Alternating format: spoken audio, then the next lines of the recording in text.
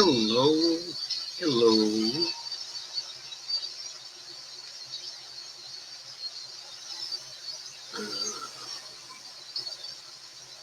Hang on a second, I got to do a little adjustment here.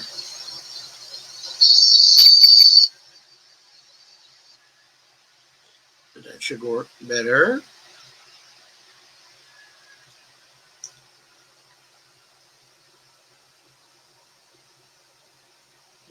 Yeah, the sound should be all right now.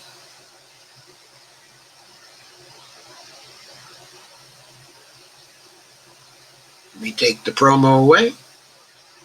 Here we are. Hi, Steve. Hi, Dolores. And Kay. Steve. Thank you for being here. Please do share.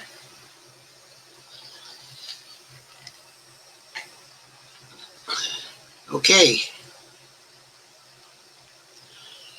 Maybe not many people are going to care about this one because I think there are a lot of us who tend to view Trump and Biden as both, if not equally undesirable,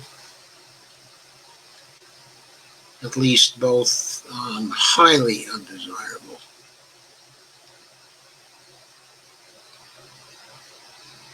But let's just concentrate on the idea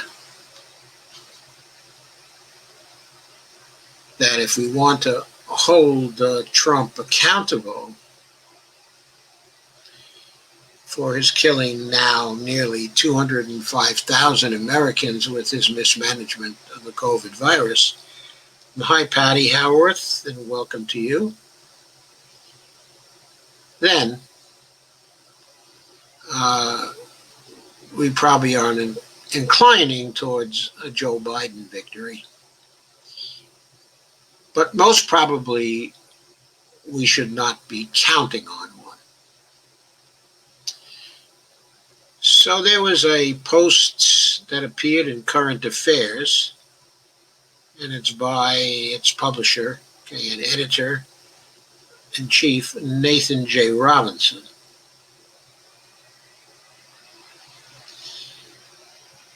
And it appeared in Current Affairs on September 18th, 2020. The title of it is Joe Biden is Not Winning.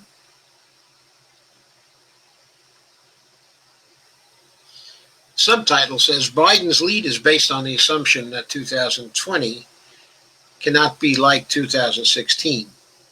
This is not a bet you want to stake an election on. It's not a bet I'd like to stake my life on. No. And Nathan says Joe Biden, most experts say, is beating Donald Trump. If the election were held today, we are told, this was as of the 18th, that Biden would win comfortably. Biden's lead, quote, is the steadiest on record, unquote, says Harry Enton of CNN, who strikes me as one of the dumbest of the prognosticators. I'm sorry, he's really struck me from the beginning as really a loser. But anyway, quote, Biden's up to 52 to 42% over President Donald Trump among likely voters nationally. And he has a 50% to 44% edge over Trump in the key battleground state of Wisconsin as well.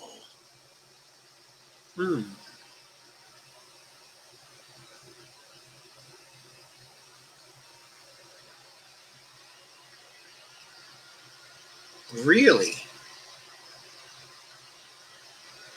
Is that so?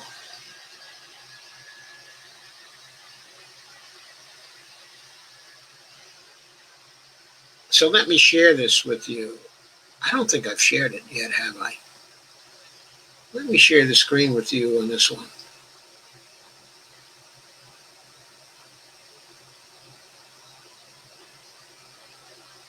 You'll probably be more comfortable that way.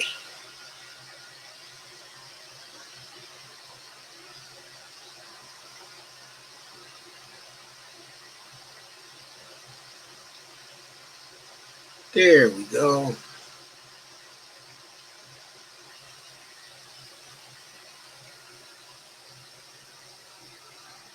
So,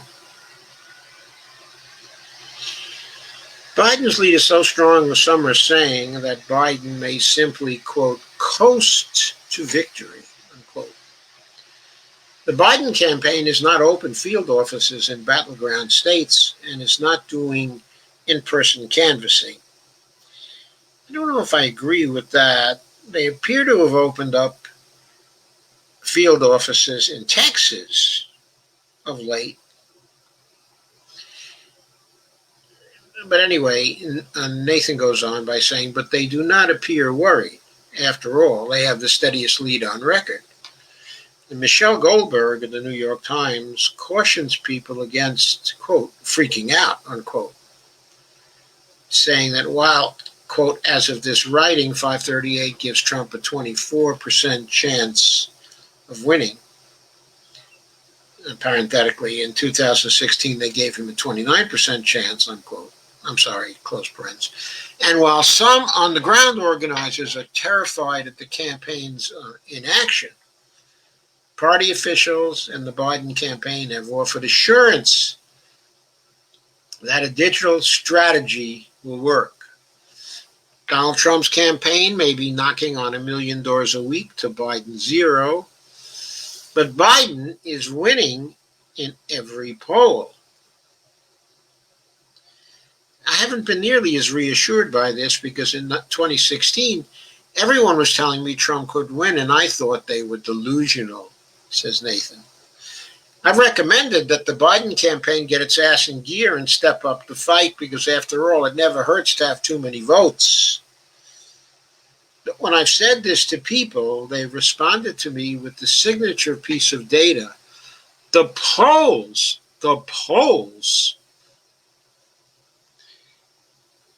Okay, it sounds like that little guy on Paradise Island pointing up to the sky and saying, the plane.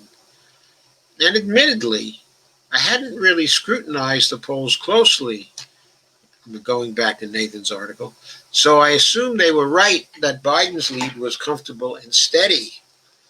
Well, now I've looked at the polls and I'm far more worried. So worried that I don't think it's even responsible to say that, quote, Biden is winning, unquote.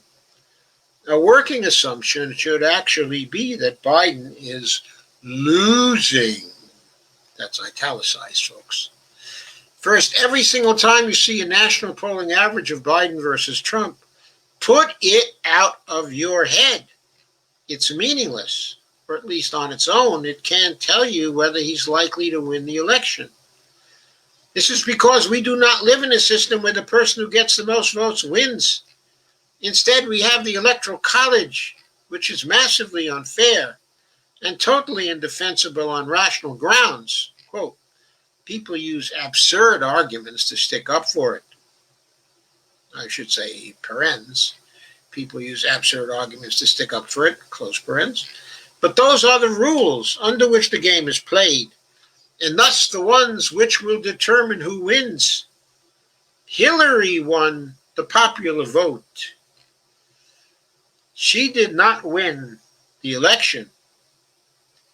Biden could lead Trump 60-40 in the national polls and still lose the election if his voters were concentrated in deep blue states.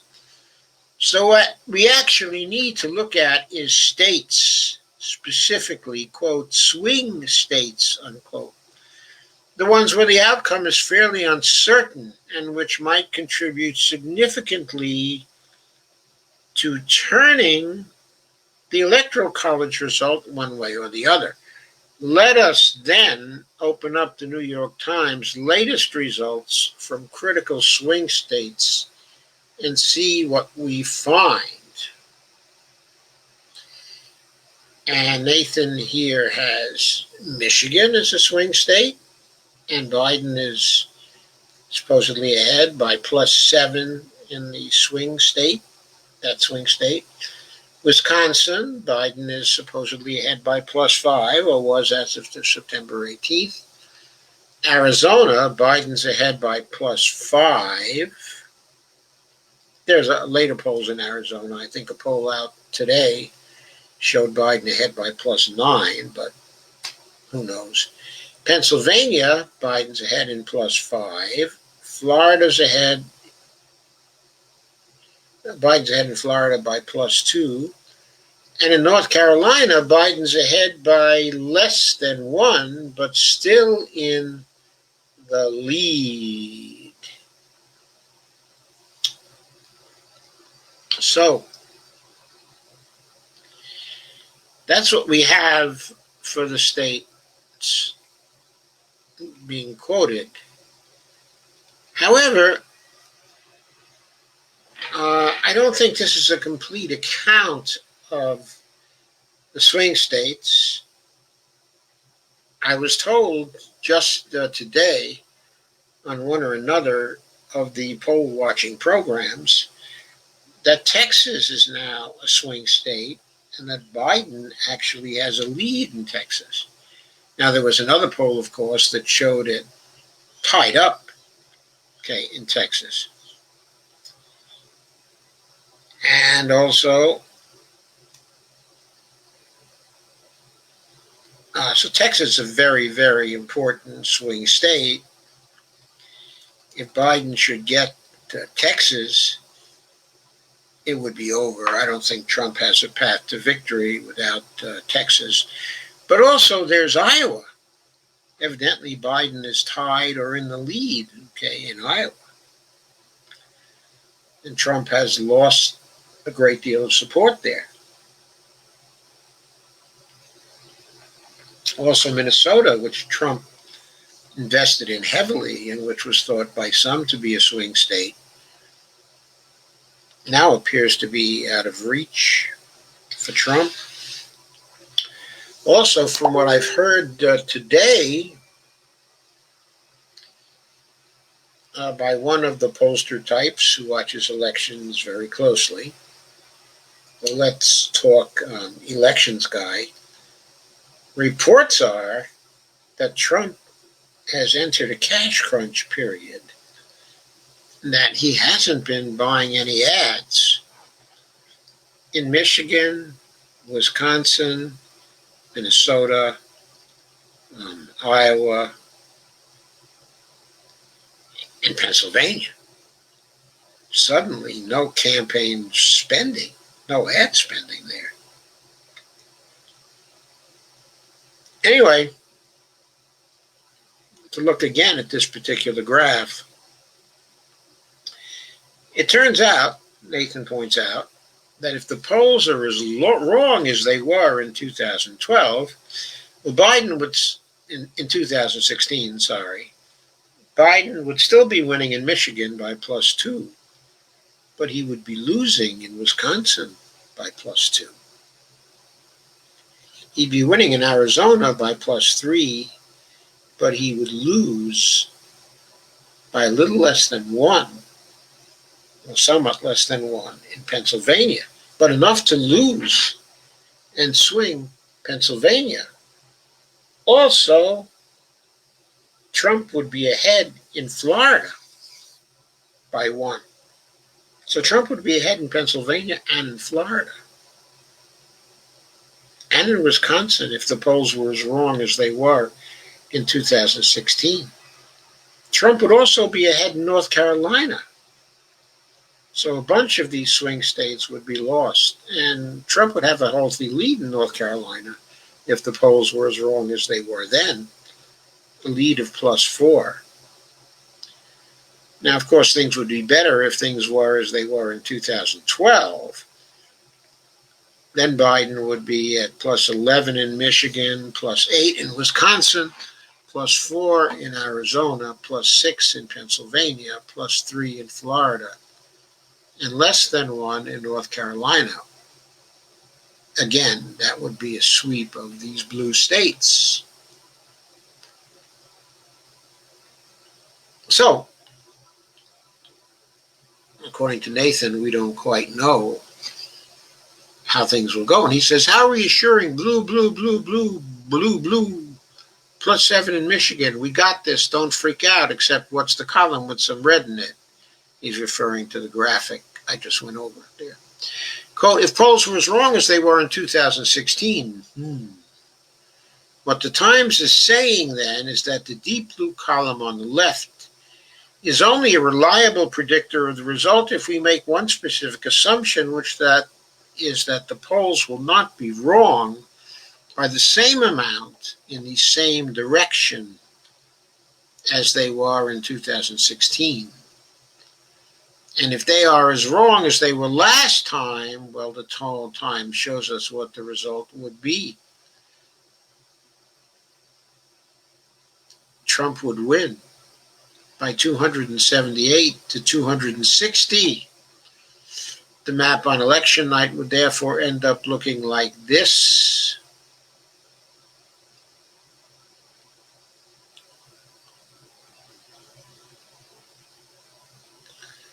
Trump would barely squeak by in Nebraska, in Iowa, in Wisconsin, in Ohio, in Pennsylvania, in North Carolina, in Georgia, in Texas, and in Florida. But he would barely squeak by in all those states, and that would leave him with enough to win.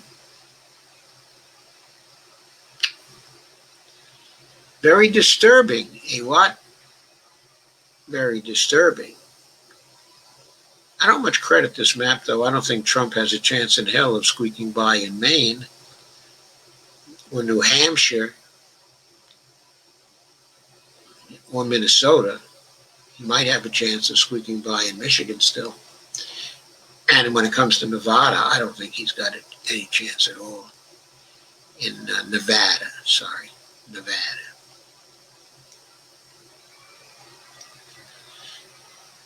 Biden, says Nathan, gets Michigan, Minnesota, Arizona. Trump squeaks by in Pennsylvania, Florida, Ohio, Wisconsin. Don't forget Iowa. Trump wins a second term. So this is the outcome that, via the Times calculations, will occur if current polling stays the same, but is often exactly the same way as it was in 2016. You'd better hope to God that doesn't happen then. How concerned should we be about this? Every time I voice a worry, I'm deluged online by a class of people I call, quote, poll guys, unquote. Poll guys do not suffer from doubt. They know statistics, and you do not. Just for the record, I know statistics. Multivariate statistics, too. They laugh at you when you wonder if the polls could be off. No, you dummy, that was 2016. The polls are better now, says Nathan. We fixed them.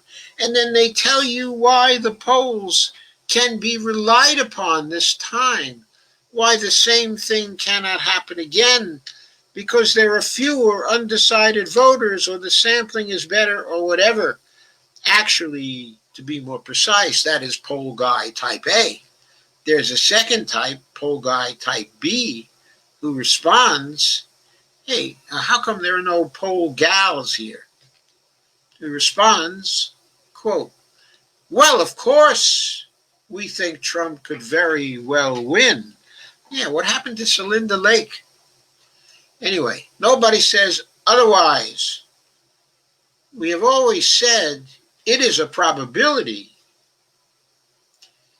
Nate says, this is Nate Silverism. As I have pointed out before, Silverism is where you give a very strong impression of one thing, but then you also say the opposite could happen too. What happens is that people are left thinking you are reassuring them one outcome can be pretty well relied upon, especially since sometimes you drop the caveats entirely or bury them in the body text. But if it doesn't, you get to say that you also told them the opposite thing was possible.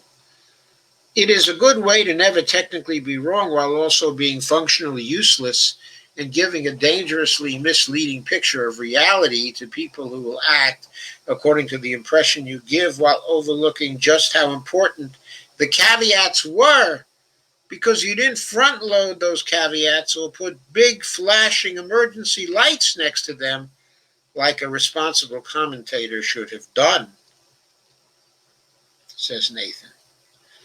It is not productive to argue with poll guys of type A because poll guys do not allow the submission of evidence other than polls. So if you have some concern about sampling technique, they will discuss it with you. But if you say something,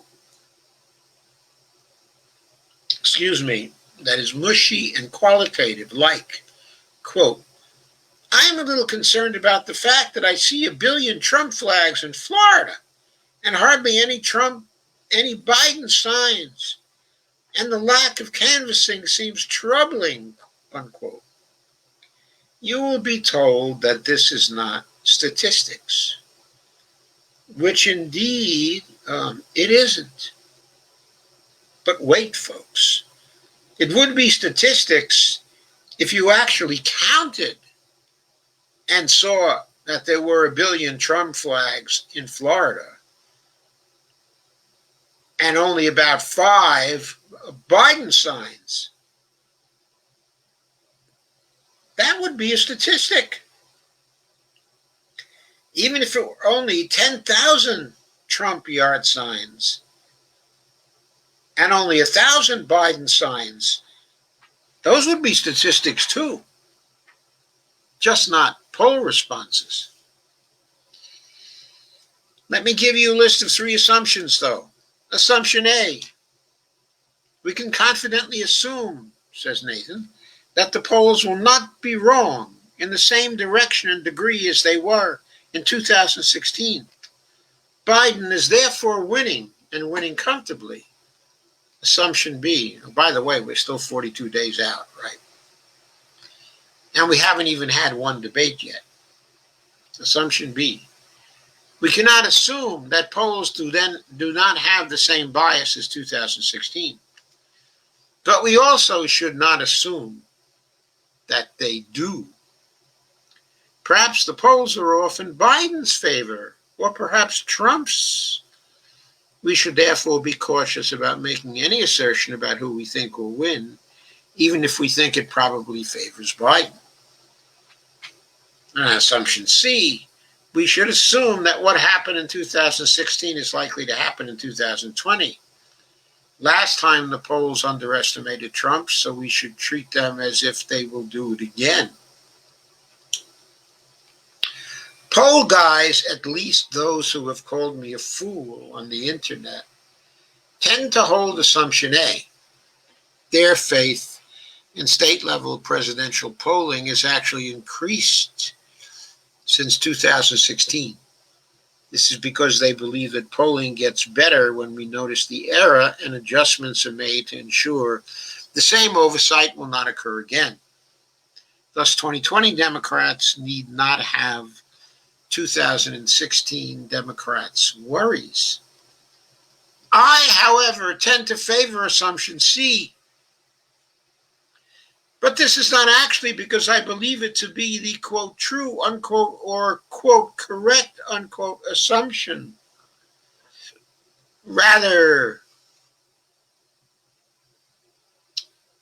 it is because I believe it is the assumption that you should work from when you're running in an incredibly high-stakes election. You want to be extremely cautious and conservative, and it is a perfectly sound form of reasoning to say, quote, in this election, we will operate on the basis of the assumption that what happened last time may happen this time. This is because we do not want to risk making a terrible mistake. The stakes are too high. Last time we relied excessively on the comforting predictions of pollsters, and it was a horrible idea. This time the pollsters offer us a reassurance that everything is fixed. But given what happened last time, that reassurance is insufficient to stake an election on. This is also why, quote, existential risk, unquote, matters so much. We may think the chance of a nuclear war is on the lower end, but if it happened, it would be so catastrophic that we must be proactive in trying to prevent it and operate on the assumption that it could very well happen. So here Nathan has introduced the notion of risk. The polls are about probabilities. They give you the probabilities that the lead they describe is likely not to be in error. There are a couple of things they don't tell you, however. If there is an error,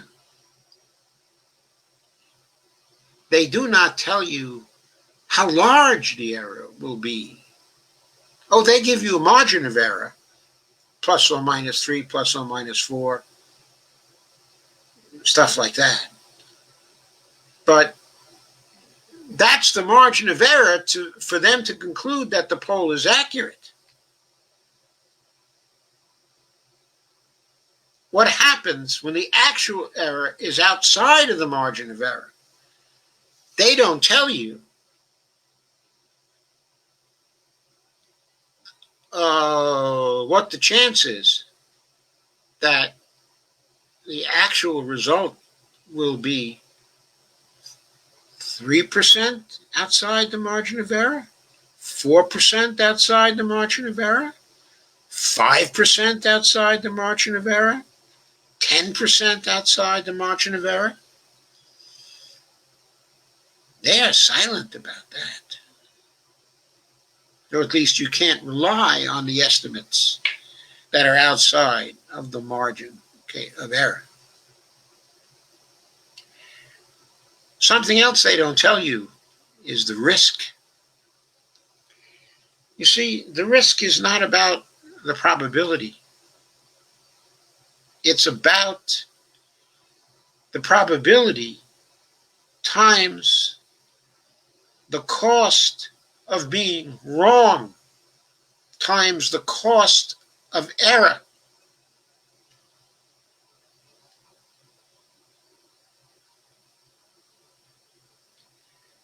So what if the probability of error of the result being outside of the margin of error is 1 in 1,000? Okay, what about that? But what about if the cost of error is fascism? That's if you assume that things will be inside of the margin of error and you act on this basis in your campaigning, your decision making about the campaign, and the result is outside of the margin of error, and it's outside of it in Trump's direction and not in Biden's. So the result is we have 4 more years of someone trying to create a fascist regime in the United States who has at this moment already gone very far towards doing so. The cost of your accepting the estimates of the pollsters, the cost will be that you will be living under a fascist regime. How high is that cost to you? You have to evaluate it. It has to do with your value judgment.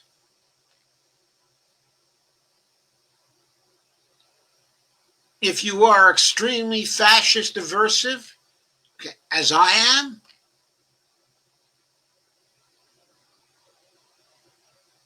then you will say, and also as Bernie Sanders is, by the way, then you will say, I must do everything I can to stop that from happening.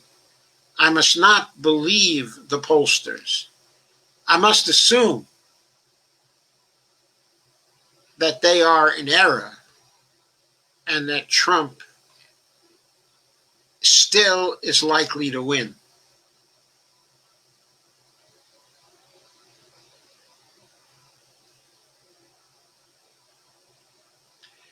To get at the risk, you have to quantify the value judgment. You have to quantify how negative fascism is for yourself, how aversive the state of fascism is. And you have to multiply that times the risk, of error. Well, obviously, if the value of avoiding fascism is high enough, then even though the probability of error is very low, the risk of error may be very high, and you may not want to take that risk. You may instead want to pull out all the stops to defeat Trump as long as the contest is going on.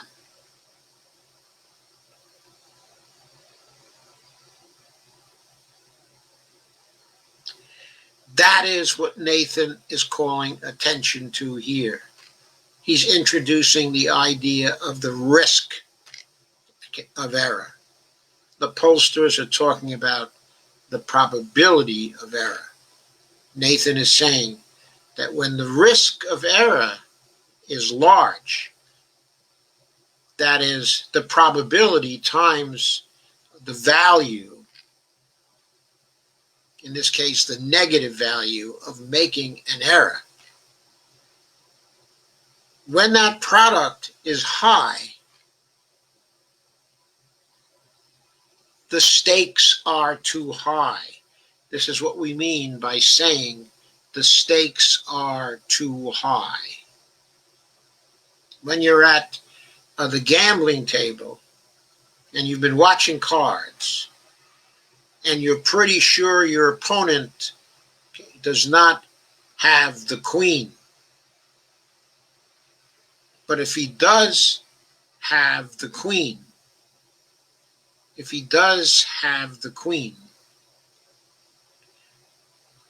you'd be cleaned out of all your money.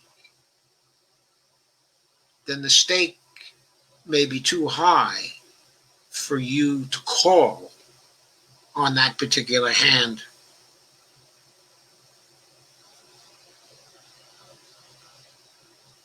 You have to do what you can to make sure you can know that your opponent doesn't have the queen, or do what you can to make sure your opponent doesn't have the queen.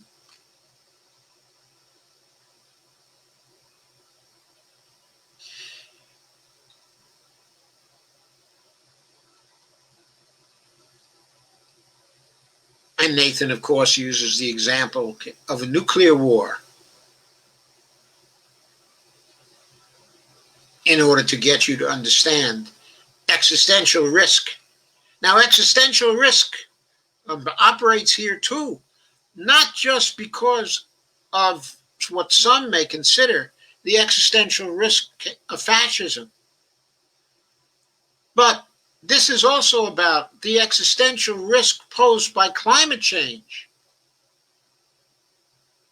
Everything that Trump has to say to us is, I don't care about climate change. I don't think it's real. I'm going to frack. I'm going to drill. I'm going to despoil the environment all over the world because I don't really think climate change is happening.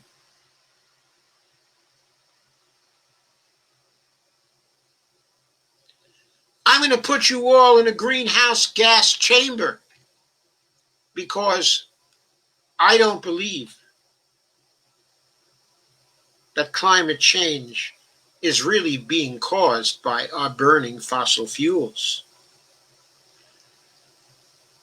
What if Trump is wrong about that. Trump is assuming he's right. But even if there were a pretty good chance that he is right about that, which I deny, the existential risk of climate change is so high. The stakes are too high to make his bet. Why is such a high percentage of the American public still willing to make that bet along with Trump? Why are they so willing to believe him about fossil fuels?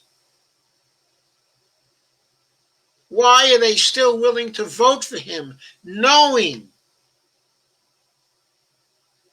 that he poses an existential risk to climate change? It must be because they have strange values. It must be because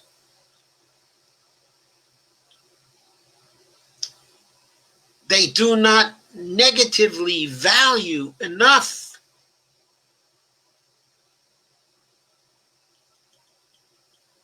being put into a greenhouse gas chamber by continued burning of fossil fuels and continued despoiling of the environment by fossil fuels. Are these folks mad? I think they are.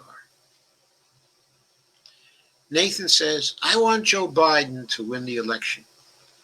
I have made that very clear, even though I despise Joe Biden and think he will suck as a president.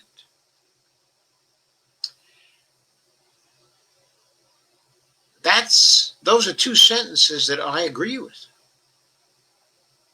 Nathan goes on.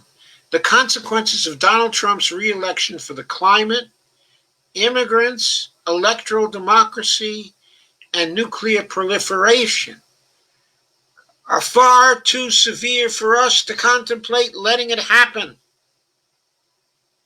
This means that I do not want Joe Biden to screw this up.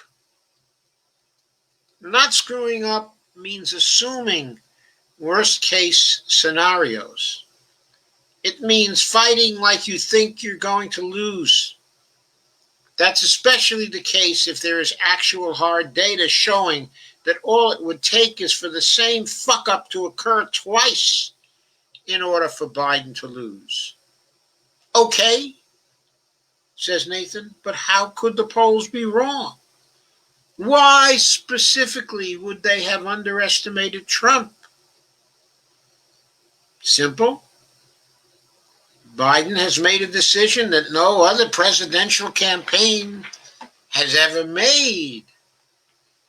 He's not running in-person campaign operations in critical swing states. No offices, no door knocking, no tabling, nada. Polls might have corrected for whatever errors led pollsters to underestimate Trump against Clinton. But there might be an entirely new era. I think what he means here is an entirely new source of error.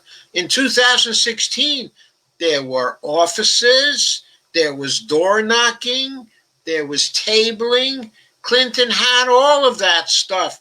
There was no COVID in 2016. How COVID plays, the pollsters have no experience with. They don't know how COVID plays, how it changes the background conditions for elections. They haven't factored that into their calculations.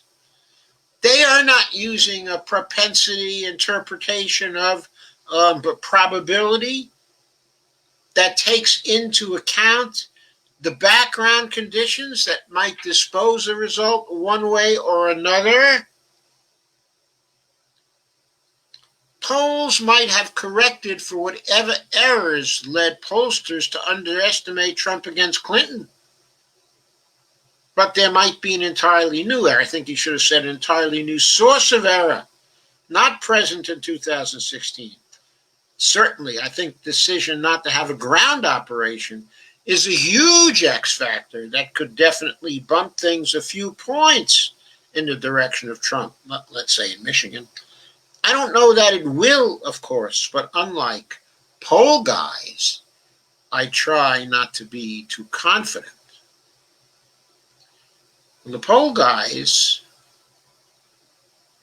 are being confident because I think they're assuming that they're not taking any risk. That however way it works out, people will still come to them for more polls in 2 years or 4 years. Clearly, they're not taking into account the risk that there will be no polling because a fascist regime will either not allow it or allow only rigged polls, which may put a number of them out of business. We must also recognize that everyone is prone to bias. People who don't admit that they have bias should never be trusted because bias is most dangerous when it is unexamined. I freely admit that I was biased in favor of Bernie Sanders in the primary. This led me to underestimate Joe Biden's chances of winning at the time. Well, let's say after Nevada, I should say, okay, there were a number of us who underestimated Joe Biden's chances right after Bernie won in that state.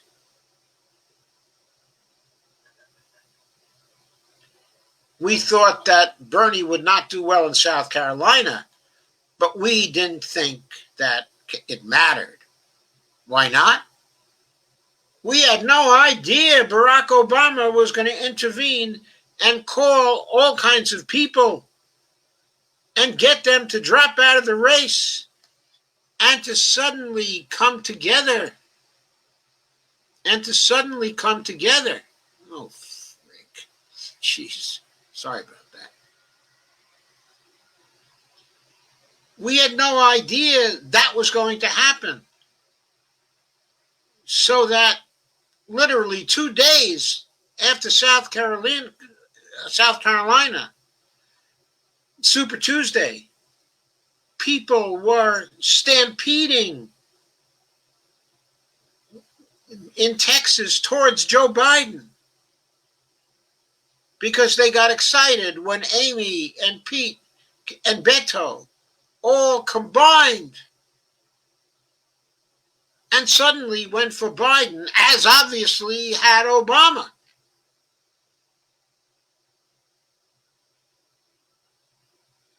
We didn't know that was going to happen. If we knew that was going to happen, and if we knew Jim Clyburn, was going to endorse Biden on the eve of the South Carolina primary, we might have thought more of Biden's chances.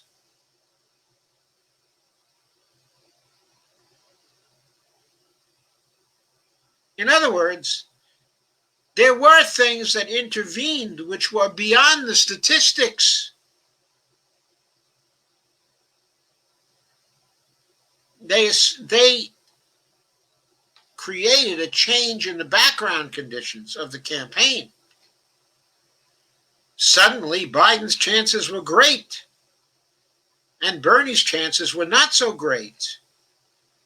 Then we found out about the rigging of a whole bunch of elections on Super Tuesday. I say rigging because the exit polls told a very different story on Super Tuesday from the final results. They were way outside of the margin of error, indicating rigging.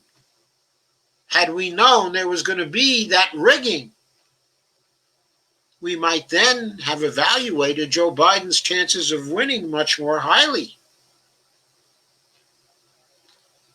I mean, the extent to which the exit polls were different from the results in California, even where Bernie won by 8 points, Okay, I believe the total swing between the exit polls and the actual results was something like 24 points in California. That might not have affected Bernie's winning, but it certainly affected the delegate count in California. Background conditions not considered in polls has a great effect on the projectability of those polls. Now, of course, the pollsters never really project. What they say is, if the election were held today, Biden would win. But the election is never held today. It is always held in the future. If we want to know how good a poll result is in relation to the likely result in the future, we have to know more than the statistics of the poll. We have to know about the background conditions that are changing as we go forward all the way along. We have just had a very big change in the background conditions of this race for the presidency.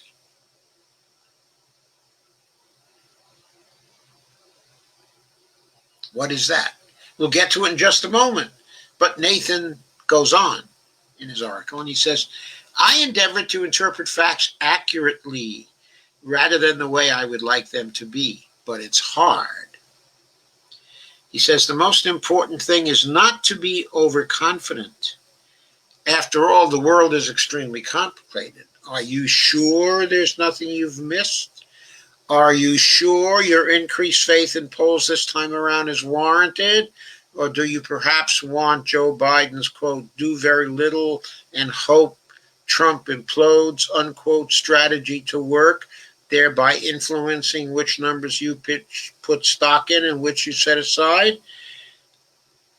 Well, Michelle Goldberg's, quote, don't freak out, unquote, article begins by quoting a ground level organizer with a lot of experience at voter persuasion who is deeply alarmed by Biden's absence from Pennsylvania. But then she talks to lots of party officials who say that they are confident and we should not be so troubled. Is it obvious, however, that they are right? And is it so obvious that we are willing to gamble everything on it? I hope I am wrong. I hoped I was wrong in 2016. People don't think I mean that because there's often satisfaction to be had from being right about things.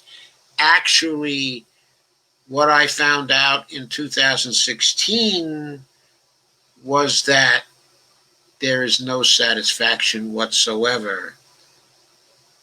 That's the worst part, actually. It feels like warning someone they're about to get hit by a train, and they don't listen, and then you watch them get hit by the train. Only a psychopath enjoys that. No, when you're right about something horrible, you don't feel good. You just feel sad and scared. I keep having nightmares lately about watching the map turn red on election night. If that doesn't happen, I'll be absolutely elated. I will send Michelle Goldberg a big basket of cookies that say, quote, I'm sorry I doubted you, unquote, on them. Although I won't be sorry, because doubt is critically important, and it's far better to doubt too much that you're winning than to be overassured of victory. In 2017, we published this little cartoon about poll guys by Pranas Najokaitis, and I still like it. Najokaitis, I think that's right. But the data said this couldn't happen. And there's Archie, looks like Archie, pounding on his keyboard, surrounded by bears and sharks and octopi. Is it octopi? In other words, be careful. The fact that your data said you could never be attacked simultaneously by a bear an octopus, 3 crocodiles, a snake, and a shark will be small comfort to you the moment it happens. Quote, my certainty was rational, unquote. Certainty in the empirical world is never rational. All that is rational is my feelings about the very high degree of likelihood. That may be rational. But certainty is never rational because we can always be wrong about what the real world is going to do. It's not a reassuring statement if it turns out to be your last words. Yes. Don't count your chickens before they hatch. Don't wander into the deadly swarm confident you won't be eaten by animals. Don't assume Joe Biden is winning. The data suggests that actually he might very well not be winning at all. If Trump's past electoral performance is an indication of what his upcoming performance will be like, Biden's solid lead is a mirage. And there's another reason why it's a mirage. And that other reason is that the campaign has just been all shook up by the death, not many hours after this was published, of RBG, Ruth Bader Ginsburg. Ginsburg died. And the Republicans cried crocodile tears. And Trump moved directly to say he was going to nominate quickly a new justice of the Supreme Court. And Mitch McConnell, even before delivering words of tribute to RBG, made it clear that he would do everything he could to get a vote in the Senate. And so now we are in the middle of that particular struggle to try to stop them from getting a vote in the Senate so they can nominate a third right-wing justice in Trump's term. So they can nominate and confirm a third right-wing justice in Trump's term. Not only the horrible Justice Gorsuch, the corrupt and lying Justice Kavanaugh,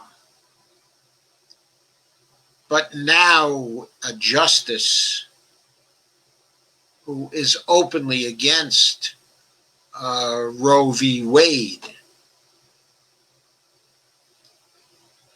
and who, by all accounts, is a religious fanatical Catholic.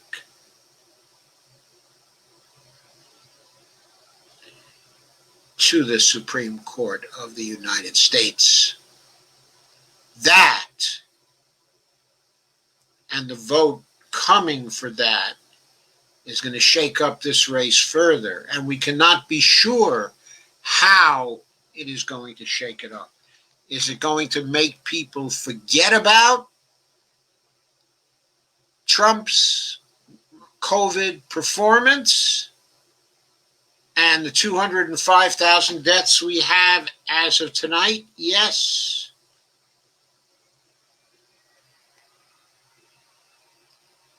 I will always quote this when it seems relevant, as you know, according to the Worldometer site. We have already reached 205,000. 205,471 as of 10 o'clock tonight. 620 deaths per million. Now 5 deaths per million ahead of the UK, which is still at 615. Can you remember when the United States was still behind France? It wasn't very long ago in deaths per million. France was at somewhere like 479 then, or 476. It must have been 6 weeks ago. France is now at 481, hardly increased at all. But we have gone shooting by France, shooting by Sweden, shooting by Italy, shooting through the 500s into the 600s, right past the UK, as if the UK were standing still. They've been growing a little too. They grew from 611 to 615 during the time we're talking about. We grew from deep into the 400s to 620. Discounting the two very small nations, we are now 8th in the world. 8 more to go to get to Ecuador at 628 deaths per million. Rapidly closing in on Ecuador. Chile is still moving fast ahead of us. They're still 23 ahead of us. And Brazil has just accelerated. They are at 649 right now.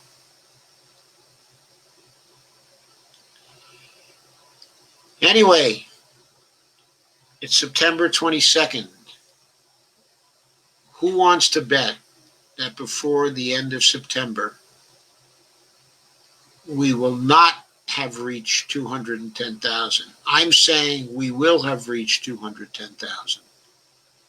Who wants to take me up on that bet? In the next week, very likely 5,000 more deaths are coming. How many deaths did we just have today? Let me double check, because the chart I'm looking at doesn't say what the deaths today were. Oh, yes. So the deaths so far today, the day is not entirely over yet. We had 969 deaths today.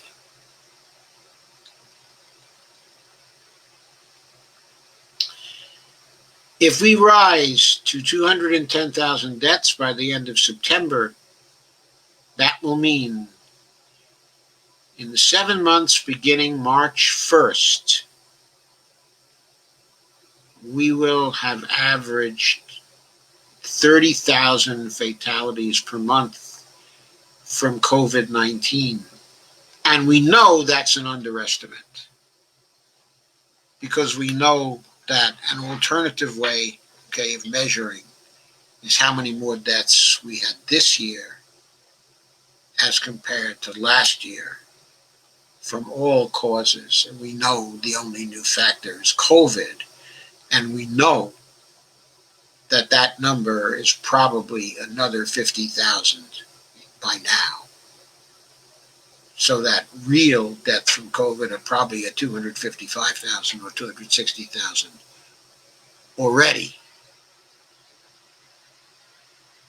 But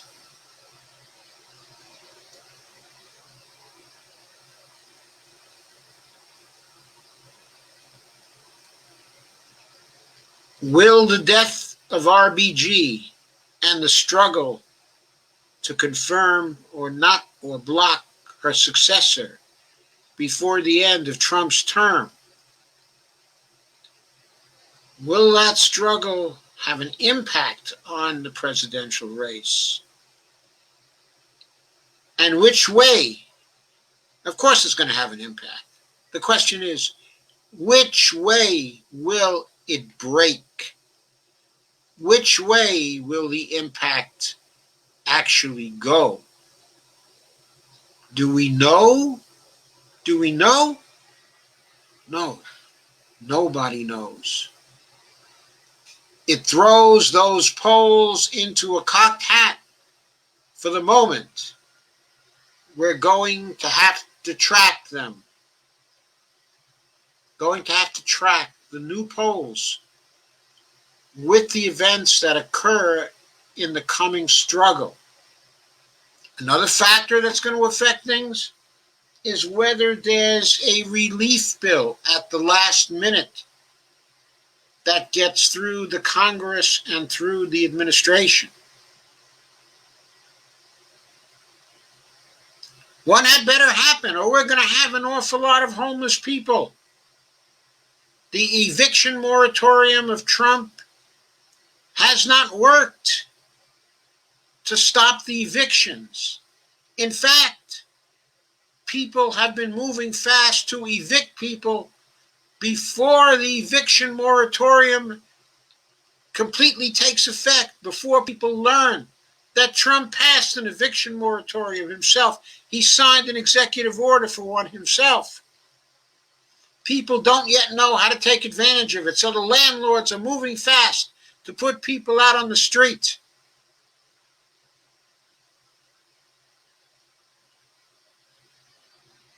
Will Congress do anything about that in time to make a difference?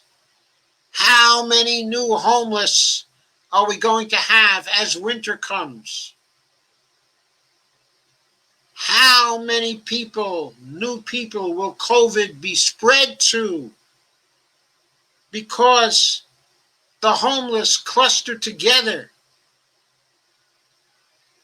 in various areas? We don't know. We can't say. But we do know there's 42 days until the election. And we do know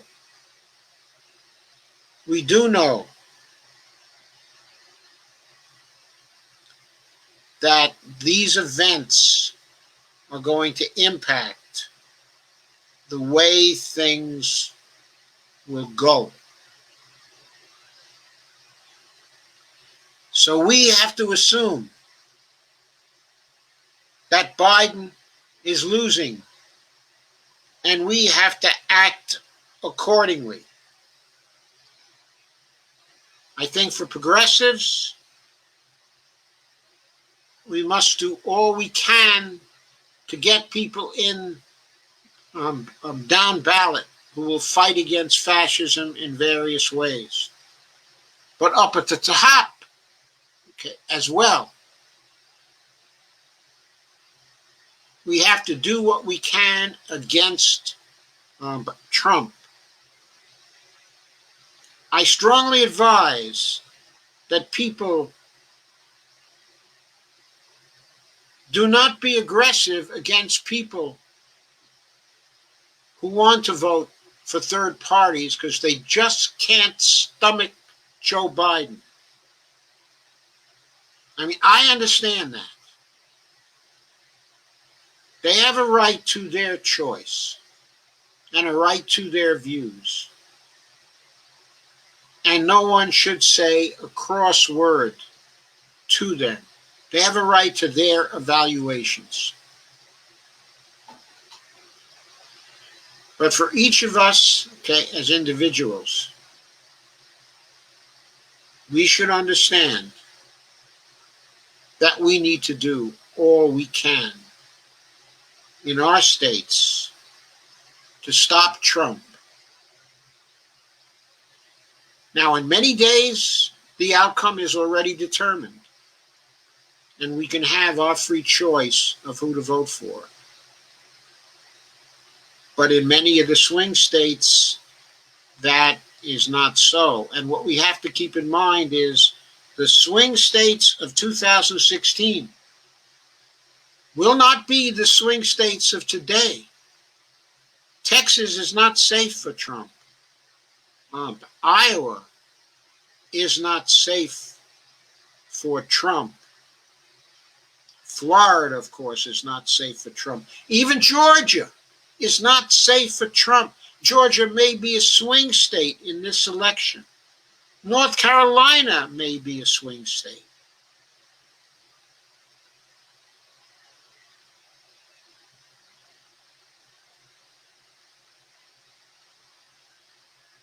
Maybe we should even be watching Kansas. COVID is so powerful. It's so powerful. People have still not begun to wake up to the tragedy. I did 2 progressive short takes today. I'll be cutting 3 more tomorrow.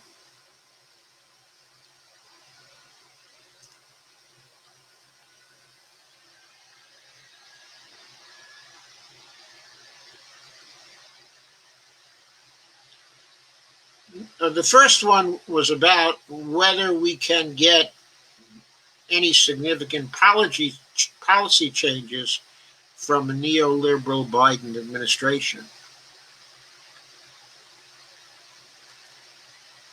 It asked that question and gave my opinion.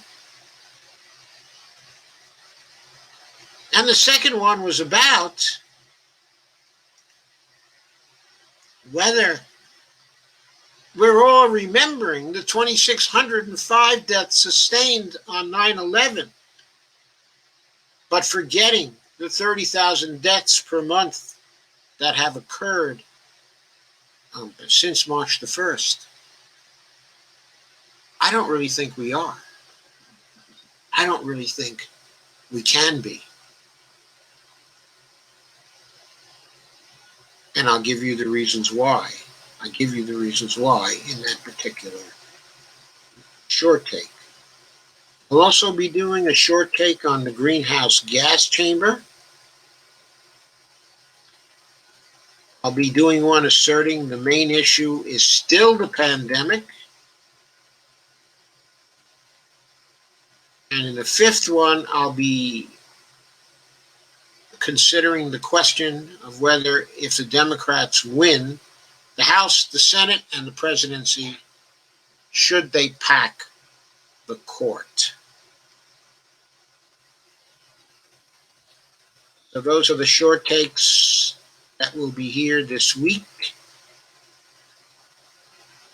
and upcoming for the rest of the week. I also may do a 6th short take as well. One is on the drawing board at this point. So now I am going to turn. No, I didn't release any short takes today yet. I'll probably be releasing 2 tonight, Kay. That's why you didn't see any. I cut the short takes, but I haven't released them yet. So let me consider your comments now. After I get by the highs, Kay says, I don't believe polls anymore. Well, for the reasons, okay, that I've outlined, you should never believe the polls as predictors. You should pay close attention to what the pollsters say. If the polls were held today, the result would be X or Y or Z. Patty Howard says, sharing. Thank you, Patty. Deborah Wilson says, hi all. Kay says, hi, Evelina. Evelina says, hi, Kay. He could win. Okay, it's not a given. And Devorah says, Joey taught statistics in college. Well, actually, Devorah, what I did is teach statistics in graduate school.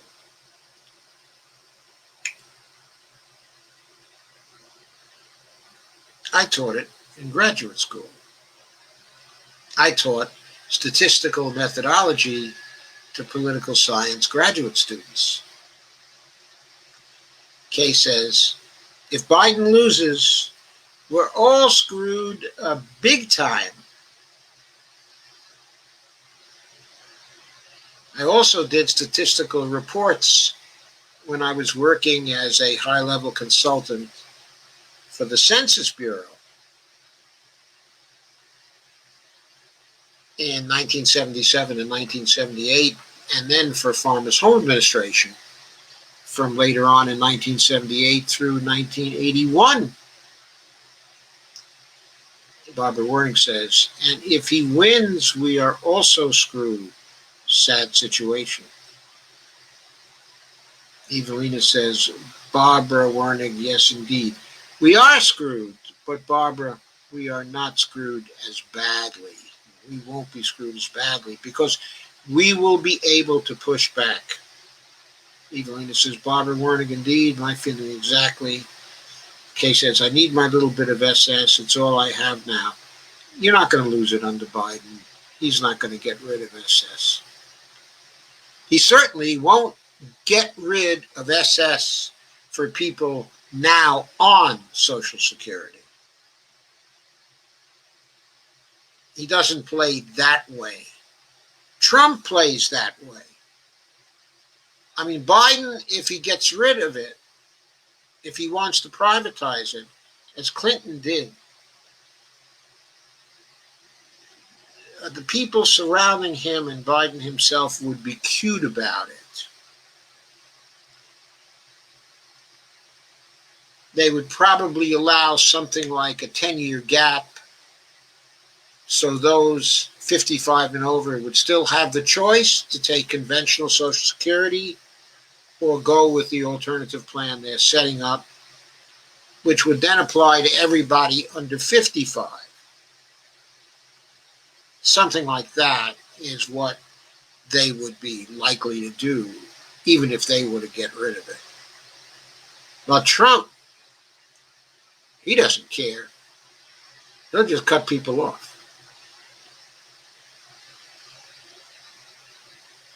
Evelyn says, worst case scenario, SS won't be expanding, affecting those who don't have it yet. Well, if it won't be expanding, it will affect people who are on it, because the expansion of it is expansion in terms of amount people get under Social Security. Biden has indicated an interest in expanding Social Security or enhancing Social Security payments. He has pretty much promised that, okay, at this point. If he does, it'll probably be on the order of Warren's plan, something like $200 a month, small change.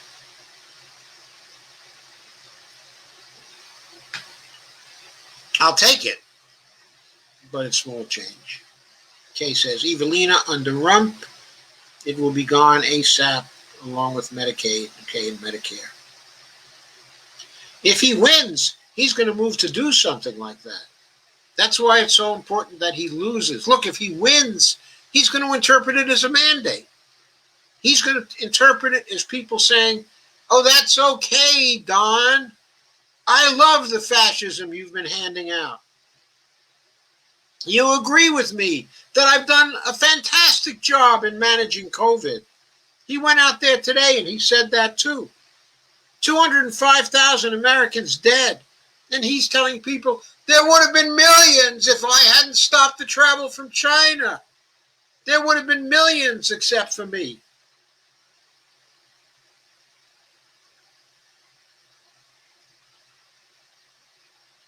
The actual truth is,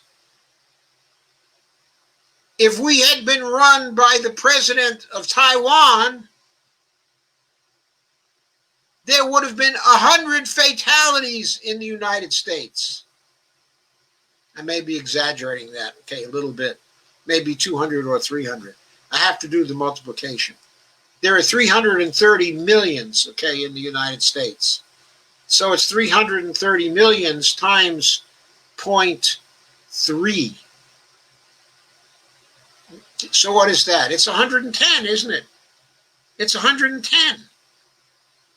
There would have been 110 fatalities. We should have elected the president of Taiwan, the president of the United States. We would only have lost 110 people instead of 205,000 as of today. God. It's incredible, isn't it? But Barbara says 2 is acceptable, 10 is outrageous.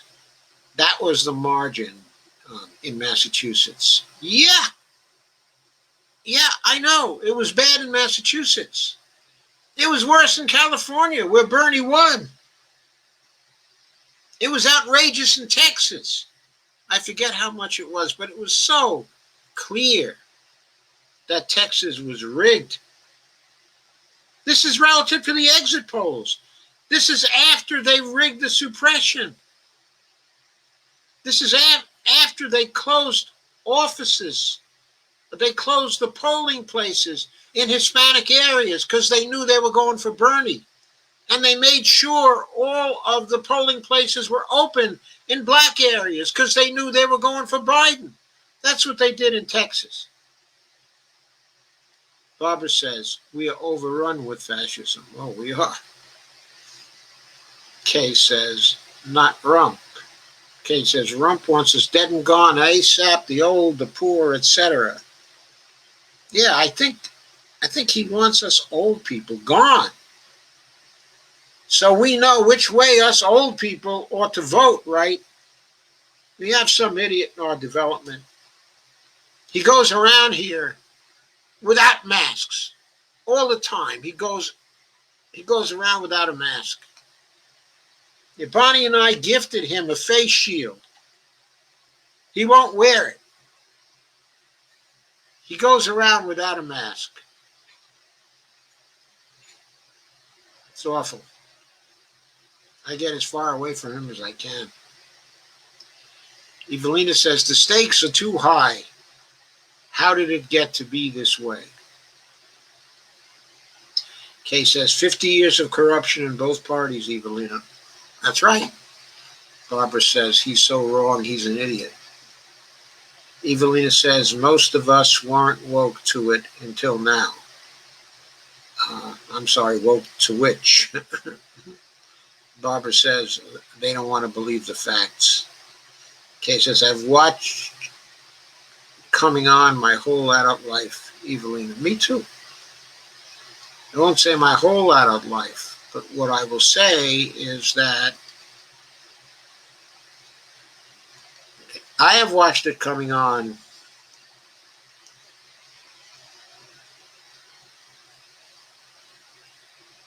since the Nixon administration. Evelina says, may the gods help us. Laugh out loud. Barbara says, how, why? Because it suits the neoliberal counter. Yeah. Kay says, Obama set that Biden went up along with many others. Evelina says, I knew Obama was going to step in. I did too, but that doesn't make it right. I also thought he was going to step in later. I thought he would at least have the decency to let it play out for a little longer. But I was wrong.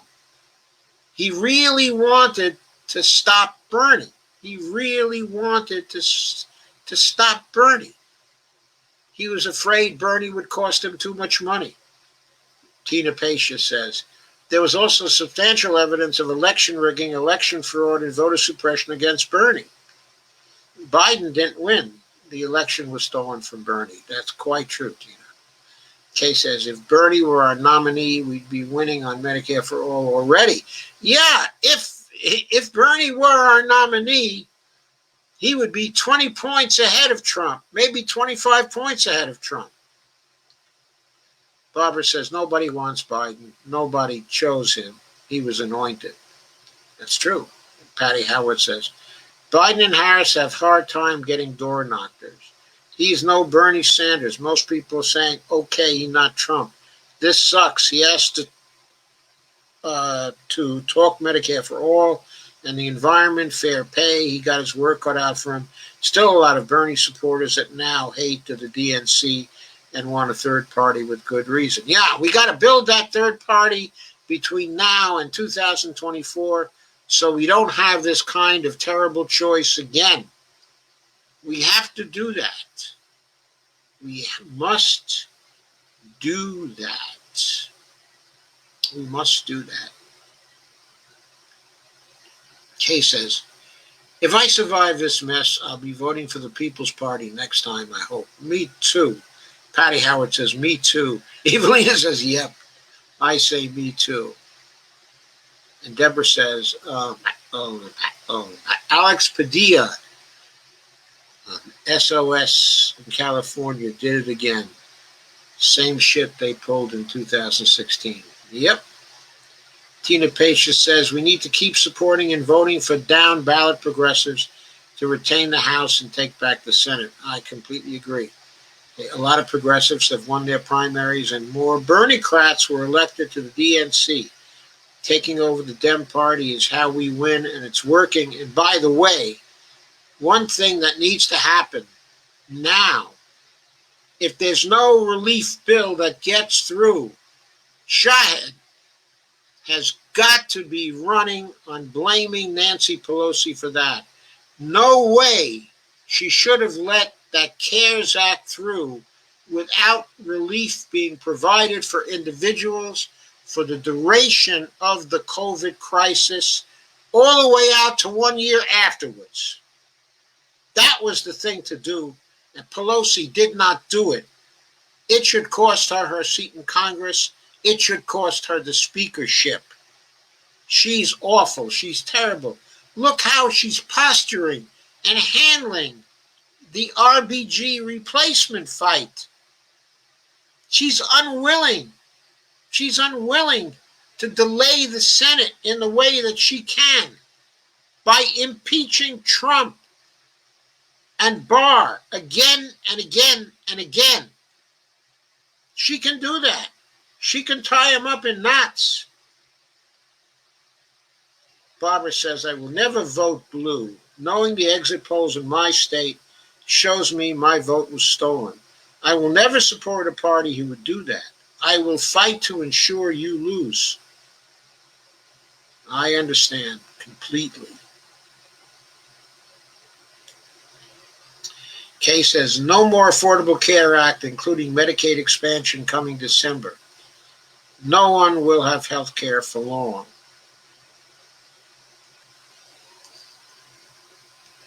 Tina Pasha says, it's a two-party system, whether you like it or not. Third parties need to focus on state and local races, and even then they don't win. Good luck. Yeah, I agree, Tina. Kay says, no more Roe v. Wade either for younger women. Well, unless they have money to go to those states where abortion is legal.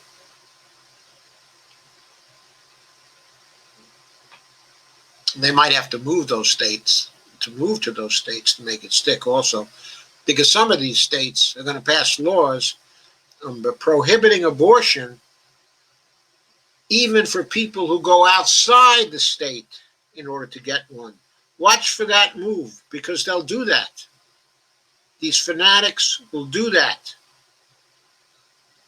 Julie Pulley says, hey, Steve. Patty Howard says, brilliant. Change happened at the state level. Thanks for that pocket of hope. I needed that. Steve Wolfbrand said, hi, Julie. Julie Pulley says, hello, Mr. Firestone. Hi, Julie. Welcome. And Kay says, we need a national euthanasia option for those of us who don't want to suffer anymore through this maybe through this period. Patty Howard says, the right wings hide behind that to explain their complete insanity, and Patty Howarth puts a question mark in. Barbara Wernick says, I don't like it. I'll agree about down ballot votes. Biden, however, will not deter me. Trump is no more scary than the Democrats. Okay? I think that Democrats are worse.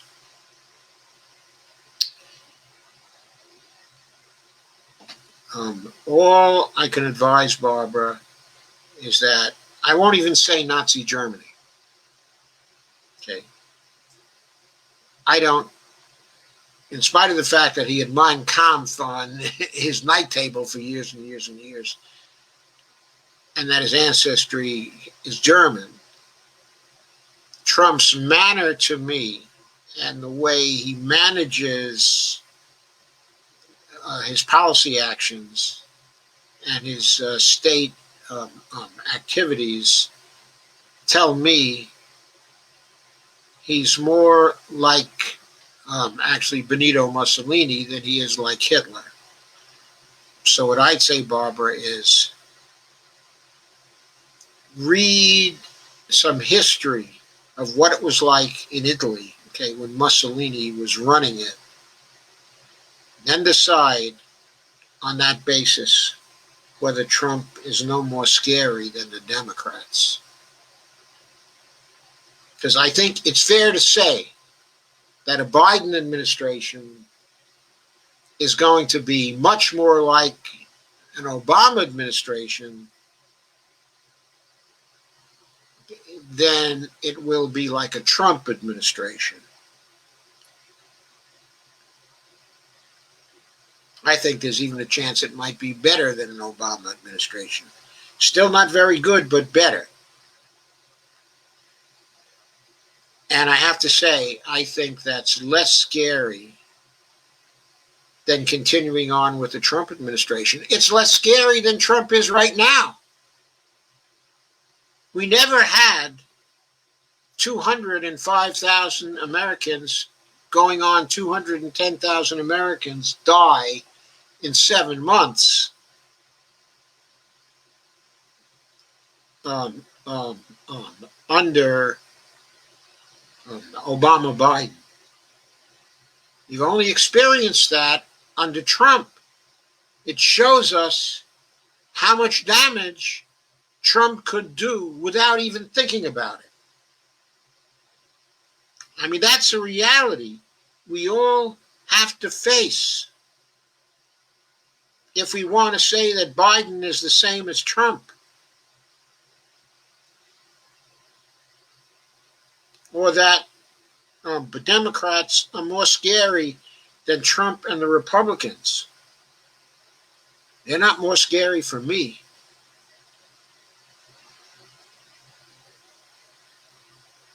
He's trying to kill, or he's opening up. He's opening up the possibility of death to many, many people in their 60s and over.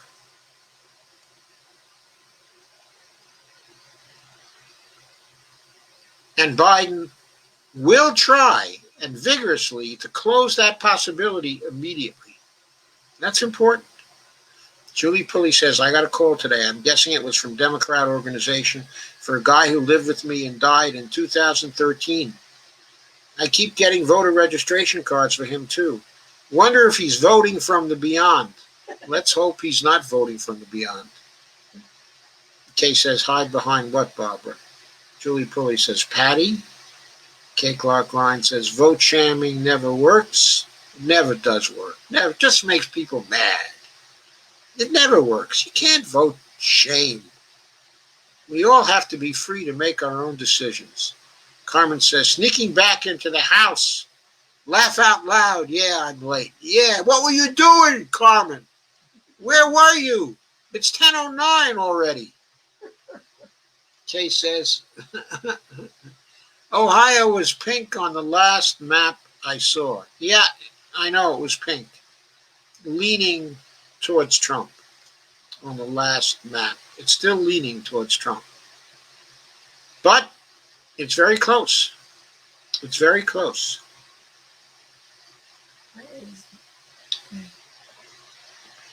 And Bonnie wanted to say something. I don't know what she wanted to say. Want to hear it? Sure.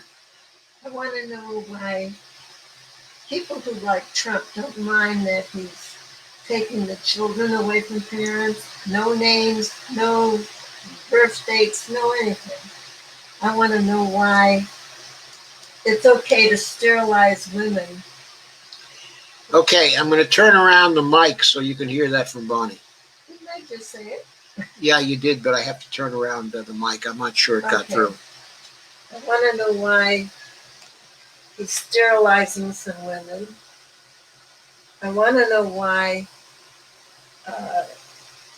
Come on, Bonnie. Come on. Come on. why he had to take away the children from parents that were coming here for help, and he didn't name them. They weren't named. They had no birth dates. They don't know who their parents are. Nothing. Why hasn't? Why haven't people said anything to Trump about that? What's his explanation? And is it a good reason? No, he never has good reasons. Well, When does he have a good reason for anything that he does? Oh, Patty Howard says, I don't get what you're saying. I'm a slow steady and I don't get the Firestone comment. I know Trump hates Firestone. Well, Patty, I'm not sure what you're referring to there. Kay says, I didn't see your short takes today at all, Joe. Tina says, yes, everyone should vote their conscience. I don't have a problem with people voting third party. I don't support Biden or Trump either. My state is a write-in, so I will write in Bernie. But a third party is not the solution going forward as long as it's a two-party system. Right, but of course, a third party is the solution if we can get one going and it gets enough votes so it's no longer a two-party system, right? In other words, if you get a third party that can break through and get 10 or 15% of the vote in 2024, all of a sudden, it's a three-party system. So, yeah, we can write in Bernie here too, and the way this state is looking now, we're probably going to write in Bernie. Alvar says, we're having pleasant weather first time all year. I can actually breathe. I did some running around while it was bearable for a change. And Patty says, Biden got it only cause he's not Trump. Kay says, Tina, Movement for a People's Party won't be up and running until 2024.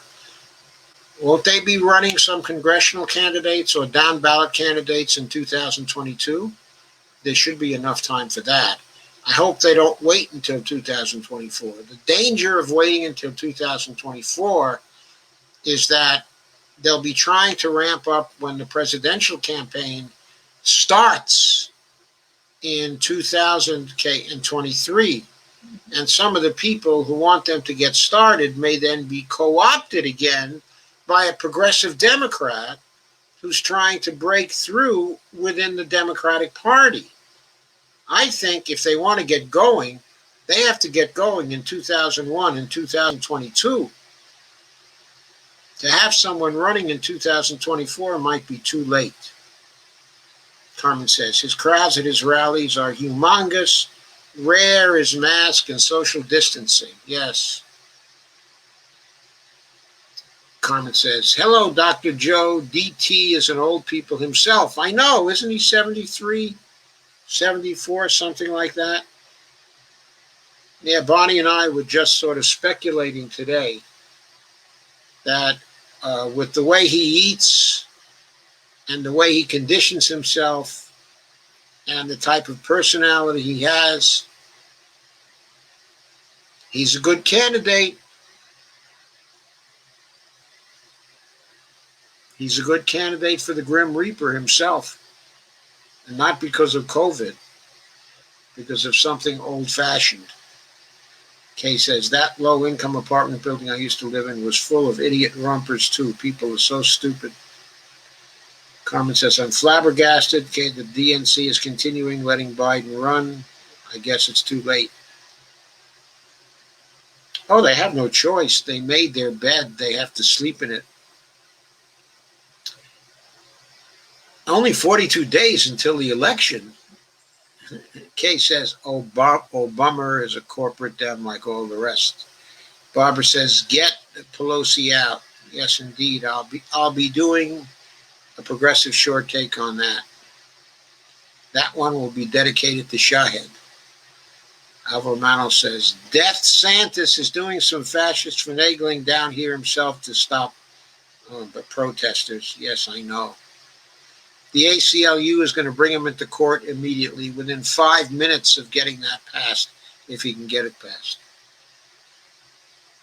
Anyway, Kay says, Buttar was on status quo today, and he is trying, but California DNC is working against him. Well, we knew that was going to happen. He knew it was going to happen. It depends on whether people in her district are tired of her. God, they should be tired of her already. I mean, that nonsense. That nonsense on Chris Hayes' show last night, that was awful. God. Carmen says, the more I get to know people, the more I like pets, and I'm allergic to them. And Tina Pasha says, Pelosi won't even debate Shahed. I hope he wins by a landslide. But Pelosi needs to go. I hope so, too. We've made some contributions to him already. You should, too, if you can. And Kay says, Carmen, Avro, what she's actually saying. I'm allergic as anyone can be to cats, laugh out loud. And Avro says, the DNC/HRC is to blame for this suffering and neo-fascism. Julie Pulley says, thank you. I'm listening while I am making masks. Making masks is good. And Jim Bird says, add Bill Clinton. Avro says, here. And Kay says, yes, Jim Bird, I hate him too, and his wife. And Julie says, but don't you mean a Harris administration? Well, it may become a Harris administration in short order. Or it may be that Biden will keep control. I personally, off Biden's performance so far since he wrapped things up,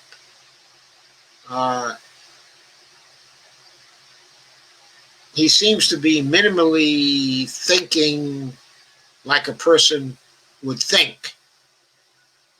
I mean, he may be 78, but he doesn't seem completely out of bounds to me. Now, during the primaries, it seemed like he lost it quite a few times.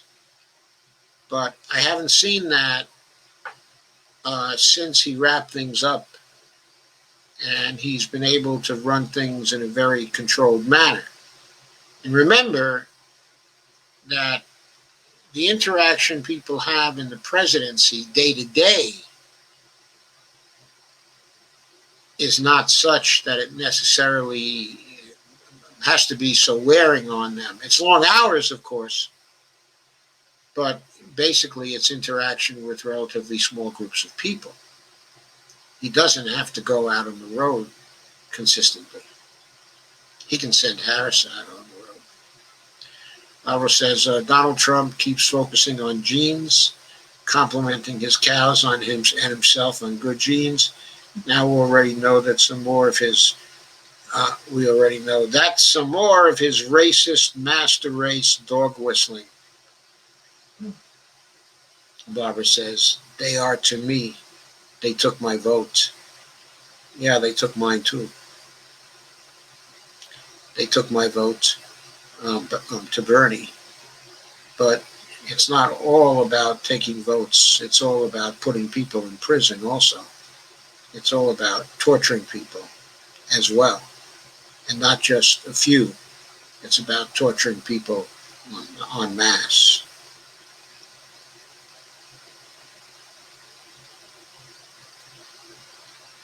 Jim Bird says, hello, Pelosi should impeach every lying Republican senator that told us you cannot nominate a judge in the last year of the presidency. You can't impeach members of Congress. The House cannot impeach members of Congress.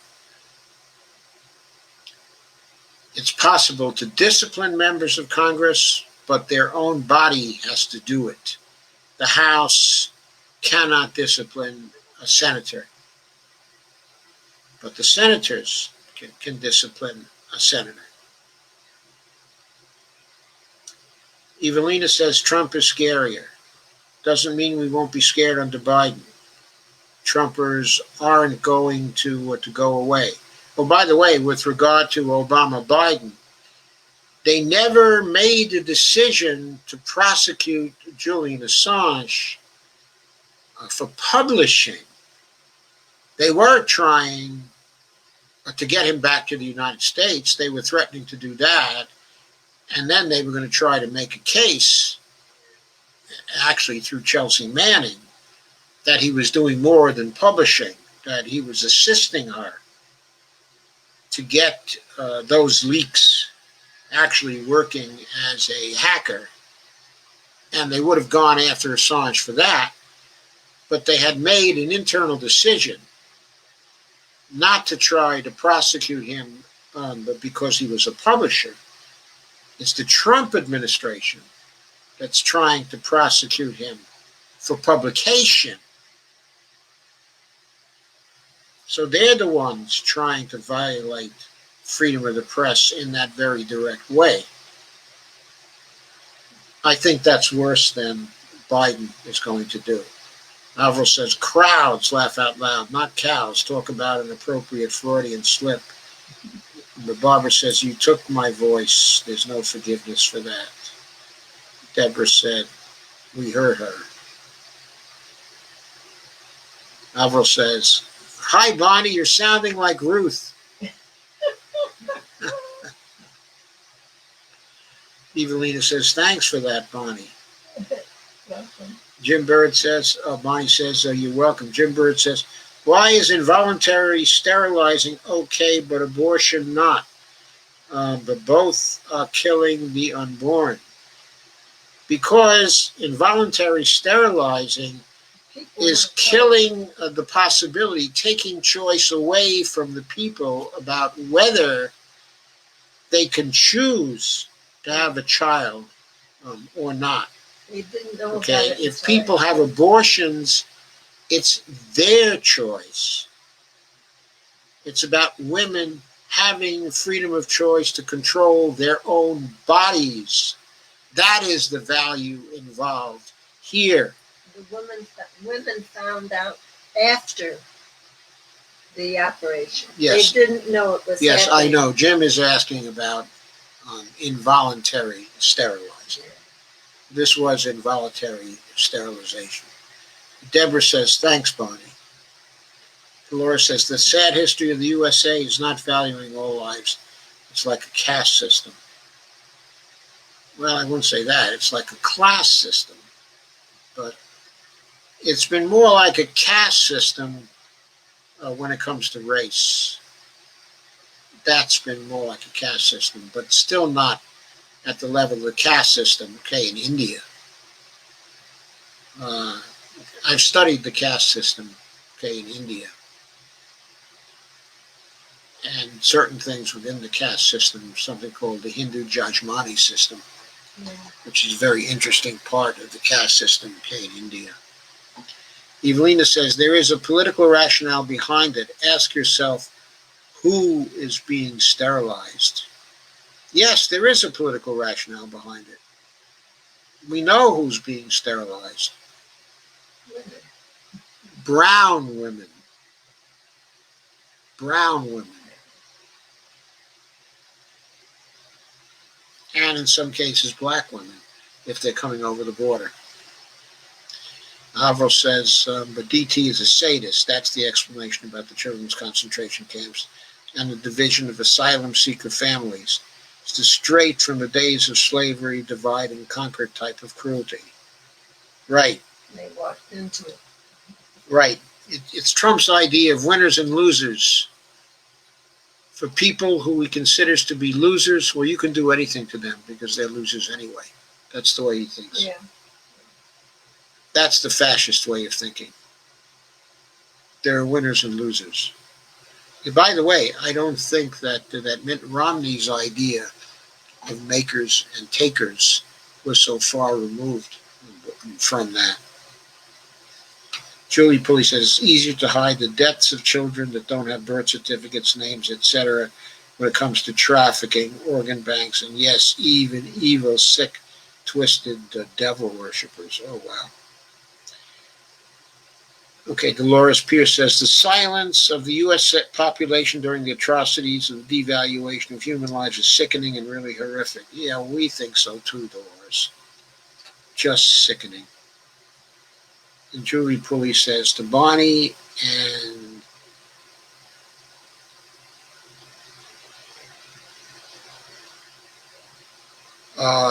She sends an icon, an emoji that I can't see when I'm looking at this through StreamYard. So I don't know exactly what it is, but it's probably a real good one. And Carmen says, I found 2 cans of Lysol, first time since March, but it's only because some people are returning panic buys, and I snatched up out of the go back carts. Evelina says, people have been groomed to not care. Oh, I noticed that Costco was a little short, of toilet paper today. It didn't have any of its own brand anymore, and it was back to Charmin. Had an awful lot of Charmin, but as of Monday, it didn't have any Kirkland.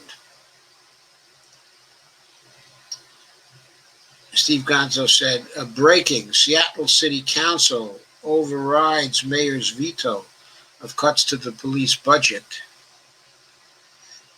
The cuts to the Seattle Police Department can proceed.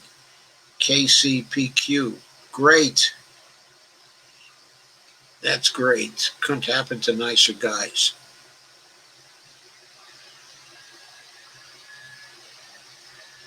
Marvel says, snatch them up, sorry. Kay says, wish I could find some. Marvel. Evelina says, Biden has been more coherent lately. He's awfully boring to listen to, though. Not a lot of substance there. Same as far as Harris goes, blah, blah, blah. Absolutely true. Absolutely true. But of course, with Biden, it's coherence we're looking for. One thing about Trump, you don't get much coherence from him. And what you get is, it's all about power and calling people names. Kay says, I saw a Harris campaign stop in Detroit earlier, but they did not post the one she did in Flint today. They better swear to bring in the Army Corps of Engineers in there to fix that water, or they will not win Flint.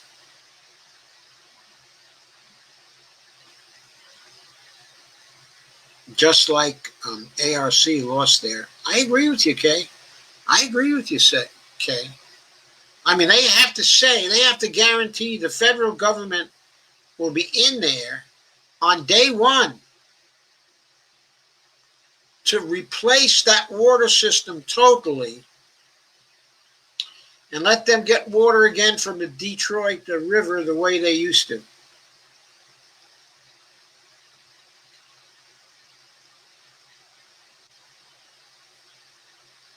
Arvel says, the Supreme Court is ruthless now. Quote, Ruth, unquote, less now.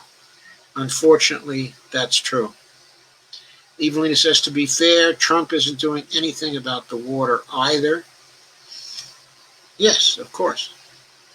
Kay said, Evelina was a GOP governor who did it to them. Yeah, Rick Snyder. And of course, he endorsed Joe Biden.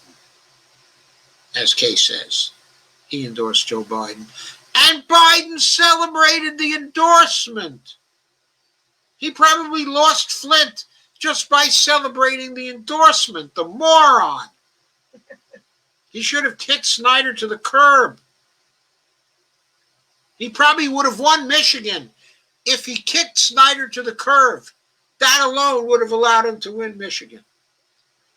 Alva says, I found 200 bags of jasmine tea for $5 at the Korean market. Just trying to share small victories. That is a good small victory, though. That's a really good price for 200 bags. Oh, I just found, we bought some black tea, at Trader Joe's. And since the package was the same size as a lot of their other packages, I assumed there were 20 tea bags in it.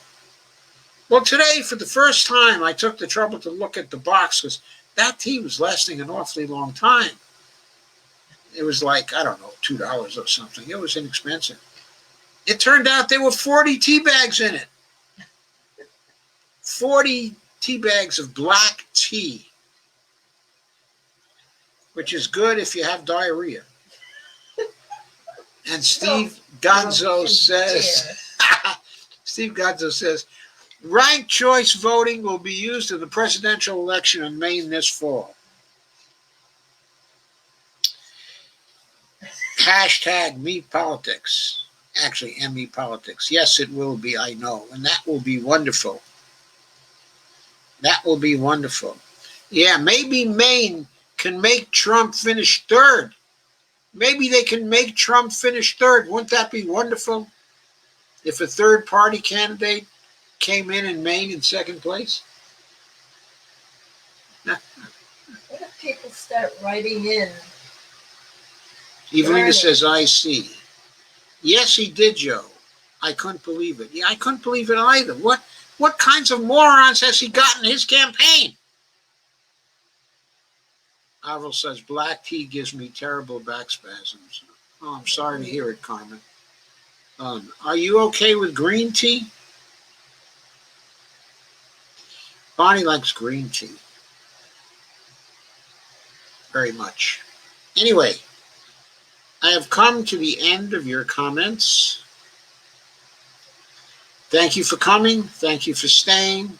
Thank you for sharing. And thank you for supporting my live stream. And for being you. And for being you. And remember, I'm at patreon.com/Joe_Firestone. I've now made it stare you in the face throughout the whole time I've been on. Sorry about that. Okay, since I got burned out on tea when I lived in Southeast North Carolina, sweet tea is a staple there. I know. We don't do the sweet tea bit. Dolores says, thank you, good night. It's tea with a lot of sugar in it and lemon, and it's like iced tea, sweet tea. No. They sell it in the stores around here. It's very cloying. Takes the whole flavor out of tea. Julie Pillow says, thank you and have a good evening, both of you. Thank you, Julie. It was a pleasure to have you here tonight. You're welcome anytime. And you're all welcome anytime. And thank you. And thank you for arguing when you want to argue. I love the arguing. I'm good with the arguing. Tina says, thank you. And Katie says, thank you. I live for all these discussions. They keep me sane, at least sort of. Laugh out loud. And Carmen says, green tea is to be high quality for my health. Jasmine tea can be cheap and not bother me. Where's Russell G lately? I don't know where Russ is. I invited him. I certainly invite him. Okay, I always invite him. He might have had to take a break to take care of his father. He mentioned something about that, a little while ago. He might be very busy at this point, taking care of his father. He has a father who's a very advanced age.